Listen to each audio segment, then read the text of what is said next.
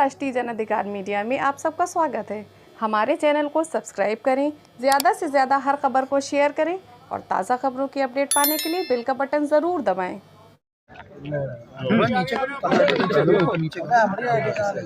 अब्दुल भैया, नेताजी पहले परिचय बता दीजिए और कहाँ से नामांकन? मैं अतुल सिंह हूँ। कांग्रेस पार्टी सुचार विधानसभा से मैंने नामांकन किया है। क्या रहेगा ऊंचाहार में? निश्चित तौर पर सोनिया गांधी जी के काम पर और जो रायबरेली जनपद में, पूरे जनपद में गांव गरीब किसान नौजवान का विकास कांग्रेस पार्टी ने किया है, उसी आधार पर लोग हमारे साथ लगे हुए हैं। निश्चित तौर पर आज सब लोग पूरे जनपद में चर्चा है कि ऊंचाहार में कांग्रेस पार्टी जीत रही है। नहीं, जिस प्रकार से और अन्य दल हैं, अभी आप दूसरे दल में रहे हैं, उस दल से वहाँ बहुत काम किया देखा है, तो वो कैसे डाइवर्ट हो पाएगा? देखिए, 10 साल से वहाँ समाजवादी पार्टी का विधायक है। उन्होंने इतना अराजकता फैलाया क्षेत्र में, आप सब जानते हैं कि तमाम तरह के आरोप हैं, आर्थिक आरोप से लेकर आपराधिक तमाम आरोप हैं उनके। उन्होंने थानों को बेचने का काम किया, तमाम ऐसी घटनाएं उन्होंने की। पिछली अब समाजवादी पार्टी की सरकार थी, तो आप सब उनसे लोग परेशान हैं, त्रस्त हैं और ये मुद्दा चुनाव में है। 10 साल से उनके खिलाफ माहौल बना हुआ है और आप सब जानते हैं चूँकि मौजूदा विधायक से ही हमारी लड़ाई है। हमारा जो चुनाव है, और आप चुनाव में कोई दिखाई नहीं पड़ रहा है, और जानवर का भी एक बहुत बड़ा मुद्दा है।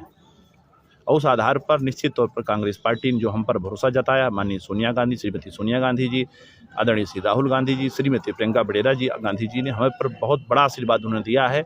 और मैं बहुत अभिभूत हूँ कि कांग्रेस पार्टी जो देश का सबसे बड़ा राजनीतिक दल है, उन्होंने हम पर विश्वास जताया। और आप सबके आशीर्वाद, आप सबके सहयोग से निश्चित तौर पर इस बार ऊंचाहार से कांग्रेस पार्टी विजय होगी। हम विधायक बनेंगे, निश्चित तौर पर सबका विकास करेंगे, सबको साथ लेकर चलने का प्रयास। और जिस तरह कल लोगों ने अपने आप लोग हमारा स्वागत करने आए, हमको हज़ारों लोग, मैं किसी को बुलाया नहीं, क्योंकि आचार संहिता का पालन भी करने वाला व्यक्ति हूँ, मैं अनुशासित रहने वाला व्यक्ति हूँ। उसके बाद भी लोग आए, मुझे बहुत अच्छा लगा और हज़ारों की संख्या में लोग उमड़े थे मैदान रोडों पर। संकल्प है। अति जी, अंगद जी का टिकट काट दिया कांग्रेस ने, इसके बारे में क्या कहेंगे? एक तरफ प्रियंका जी नारा देती हैं लड़की हूँ लड़ सकती हूँ, मैं लड़की हूँ लड़ रही हूँ, और इतनी छोटी हरकत करके, इतनी बुरी हरकत करके मेरे पति पे बहुत दबाव बनाया गया कि आप अपनी वाइफ के खिलाफ बोलिए तो हम आपको टिकट देंगे। तो हमको नहीं समझ में आ रहा कि ये जो दोगली राजनीति वो करती हैं, अगर वो लड़कियों का इतना सम्मान करती हैं, सपोर्ट करती हैं, तो क्यों मेरे पति की टिकट काटती, क्यों बार बार मुझे प्रताड़ित और परेशान करने का प्रयास करती हैं? क्या मेरी जनता ये सब देख नहीं रही है? एक अकेली लड़की लड़ रही है। पिछले 5 साल के बारे में आपने पूछा था, मैं बता दूं, पिछले 5 साल पहले मेरे पिताजी मेरा हाथ पकड़ के मुझे यहाँ लाए थे इस प्रांगण में। आज वो नहीं है, अकेले लड़ रही हूँ, अपनी जनता के भरोसे लड़ रही हूँ, प्रचंड बहुमत से जीत के आऊँगी। जो लोग लड़कियों लड़ सकती हूँ का नारा देते हैं, वो सबसे पहले अपने घर की लड़कियों को सुरक्षित रखें, उनको प्रताड़ित करना बंद करें। थैंक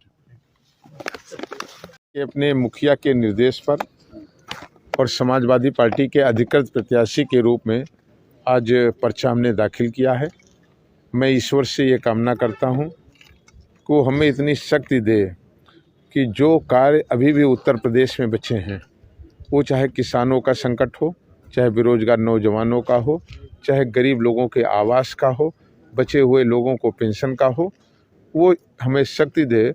और जो बचे कार्य हैं और जो खासकर 5 साल भारतीय जनता पार्टी की सरकार में जानबूझ के नहीं कराए गए हैं, हम अपने परिवार रूपी जनता तक उनकी उन समस्याओं का निराकरण करा सकूं और उनके अधिकार उन तक पहुंचा सकूं। भारतीय जनता पार्टी ने अमरपाल मौर्य को उतारा है, क्या कहेंगे आप? नहीं, ठीक बात है। अब ये भारतीय जनता पार्टी का अपना निर्णय है और किसी पार्टी के किसी निर्णय पर हमें कुछ नहीं कहना है। ये धर्म युद्ध है। ये युद्ध इस बात का नहीं जीतेगा हारेगा कौन, ये युद्ध इस बात का भी लड़ाई है। और डेमोक्रेसी में कोई लाठी और डंडे की लड़ाई नहीं होती है, लोकतंत्र का तगाजा है, जनता जिसको वोट देने का काम करे। ये लड़ाई है कि उत्तर प्रदेश के किसानों को छुट्टा जानवरों से निजात मिलेगी कि नहीं मिलेगी, उनके उत्पादन का मूल्य मिलेगा कि नहीं मिलेगा।